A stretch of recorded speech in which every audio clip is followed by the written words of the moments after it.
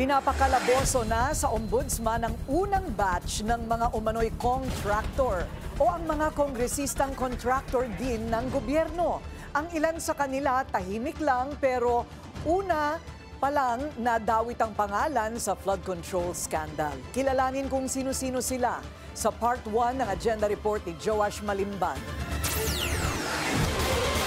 Sa unang pagkakataon, pinakakasuhan na sa ombudsman ang unang batch ng mga umano'y contractor o yung mga kongresista na contractor din ng pamahalaan. Kabilang dito sina former Ako Bicol Party List Representative Zaldico, CWS Party List Representative Edwin Guardiola, Uswag Ilonggo Party List Representative Jojo Ang, Pusong Pinoy Party List Representative Journey Nisay, Bulacan 2nd District Representative Tina Pancho, Cagayan 3rd District Representative Jojo Lara, Surigao del Norte 1st District Representative Francisco Matugas, at Tarlac 3rd District Representative Noel Rivera. No member can be financially interested in government contracts, franchises, or special privileges during their term. They're also prohibited from intervening in government matters for their own personal gain or where their office could influence the outcome.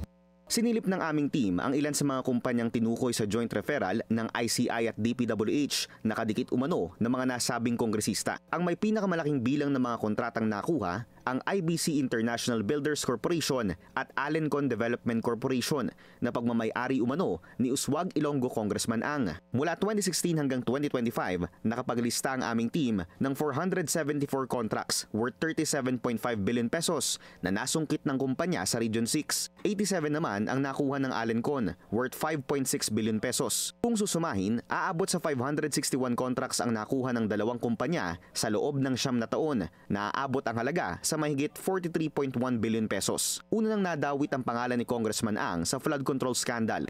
Ilang buwan lang ang nakararaan nang ipahuli ni neophyte Congressman Leandro Leviste si Batangas 1st District Engineer Abelardo Calalo dahil umano sa tangkang panunuhol nito. Ani Congressman Leviste, binibigyan umano siya ni Calalo ng 3 milyong piso bilang paunang kickback mula sa mga kontraktor sa kanilang distrito. Pero ayon kay Calalo, hindi raw entrapment ang ginawa ni Leviste, kundi isang instigation.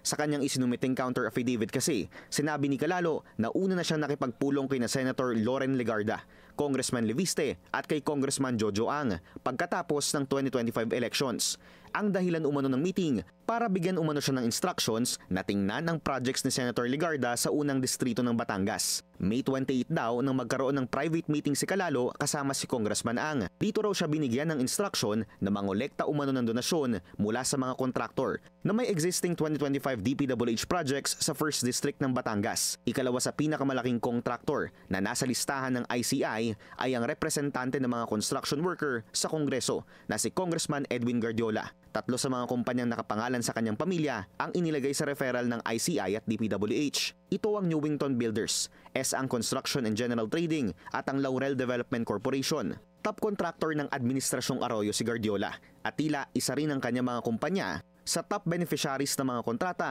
nang maupo siya sa Kongreso noong 2022. 300 DPWH contracts ang naitala naming bilang ng mga kontratang nakubra ng 3 kumpanya mula 2020. 271 dito nakuha niya mula 2022 na nagkakahalaga ng 30.1 billion pesos. Kung si Congressman Ang, 9 na taon bago nakakuha ng mahigit 43 billion pesos worth of contracts sa DPWH, 3 taon lang ang kinailangan ng pamilyang Guardiola para makakubra ng 30 billion pesos worth of DPWH contracts. Bukod pa yan sa umano'y 100 bilyong piso mga kontrata na si Guardiola umano ang proponent, ayon din kay Congressman Leviste. Yung mga proyekto na nakapangalan sa mga kumpanya niya ay 1/3 po lamang ng mga pondo na nabili niya. Ito po ay sinabi din sa akin ng isang politiko na malapit kay Congressman Guardiola. Ang total na mga proyekto ni Congressman Edwin Guardiola sa DPWH ay mahigit 100 billion pesos. Maaring mas malapit pa sa 150 billion pesos. Sa pahayag kahapon, sinabi ni Congressman Ang na malinis ang kanyang konsensya. Aniya, hindi raw niya kailanman ginamit ang kanyang posisyon para sa pansariling interes at confident daw siyang malilinis niya ang kanyang pangalan. Ayon naman kay Guardiola, handa siyang harapin ang mga paratang sa kanya. Dagdag pa ng kongresista, lagi raw ginagabayan ng malasakit at hindi pansariling interes ang kanyang paglilingkod. Naniniwala rin daw siya na mananaig ang katotohanan at katarungan. Para sa Agenda, Joash Malimban, Billionaire News Channel. Manatiling nakatutok sa Billionaire News Channel. Sumubaybay sa aming social media accounts at mag-subscribe sa aming YouTube channel para sa mga bago at eksklusibong balita.